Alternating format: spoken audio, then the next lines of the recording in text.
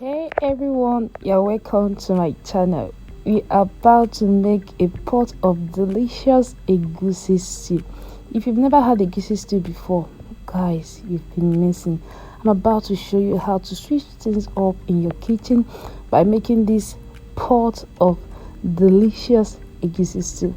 Make sure you watch this video to the end because this is a must try and you are going to definitely love this one. Before we go right into the video, if you're hearing this voice for the first time, my name is Grace and I make recipes you find very interesting and very amazing. Just take a moment and click on the subscribe button below and subscribe to this community because you'll be getting lots of food ideas you are going to try up and you are going to enjoy.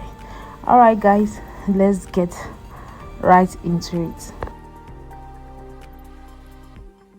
To prepare this, I'll be using one whole chicken for this. I've already cleaned up this chicken.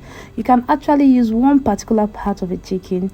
That's up to you. Here I've already added my chicken seasoning powder. I'll be adding in my salt. This is thyme, and I'll be adding in crayfish powder. This is totally optional, but it takes the flavor to the next level. I'm just going to stir this together. One thing I usually do when I don't marinate my chicken is for me to first of all allow the chicken to cook in its own juice till the water gets to dry up, and that is just what I'm just going to do now. So once the water dry up like this, I'm just going to pour in enough water to cook the chicken all the way through. At this point, you can adjust for salt and seasoning. That's totally up to your taste. So I'm just going to cover this pot and I'll allow the chicken to keep cooking. So once this is cooking, we go ahead now to prepare the other things we'll be using to cook this egusi stew. This is my blended melon seed, that is egusi. So I'm just going to be mixing this up with warm water. I'm just going to make it into a paste like this.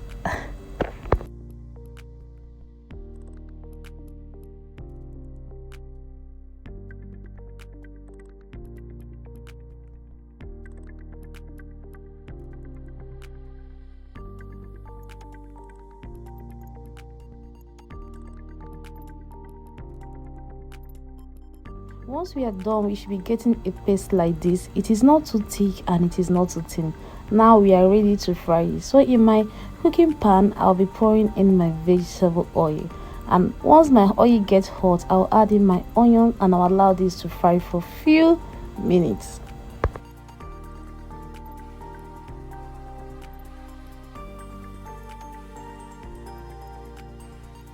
Once you can see that the onion has released its flavor, we can go ahead now to scoop in this egusi paste into this mixture.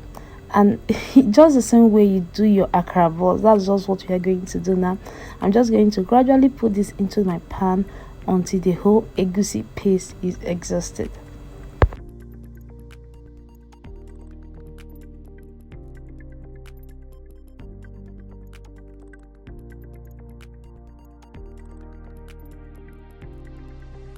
Once I'm done scooping this egusi paste into this hot oil, I'm just going to allow it for up to 15 minutes for it to properly cook. And once it's cooked, you can see it turning this light brown. So now I'm just going to pour in my tomato and pepper mixture into this. And this is a combination of fresh tomatoes, scotch bonnet pepper, tatashi and shombo. I blended them all together with some onion ball. I'll gradually mix everything all together.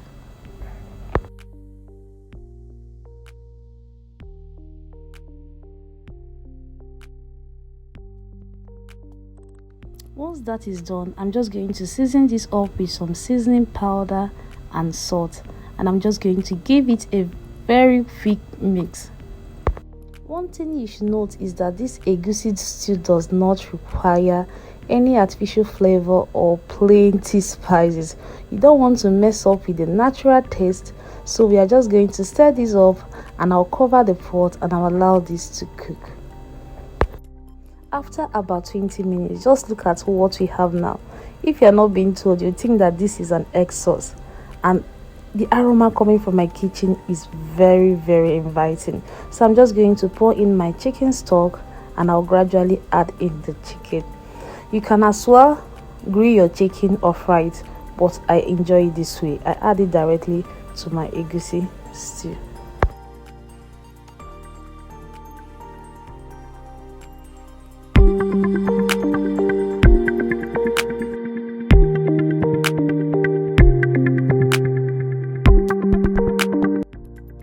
At this point, you just want the flavor from the chicken and the egusi to, come in harmony together.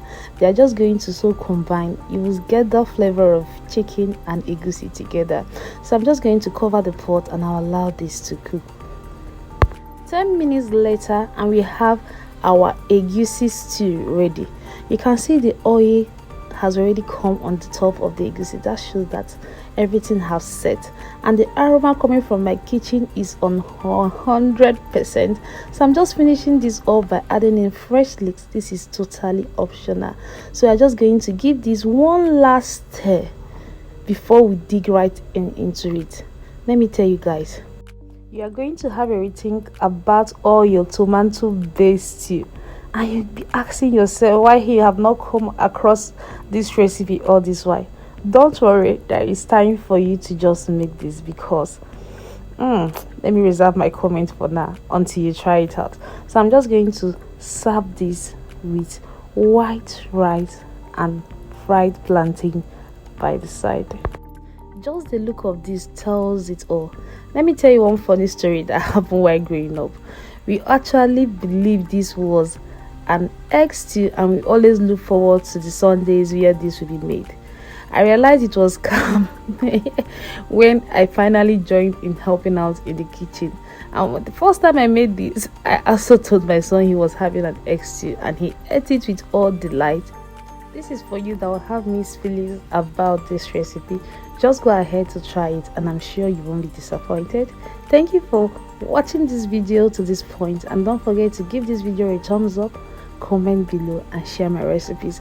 I will see you next time. Bye.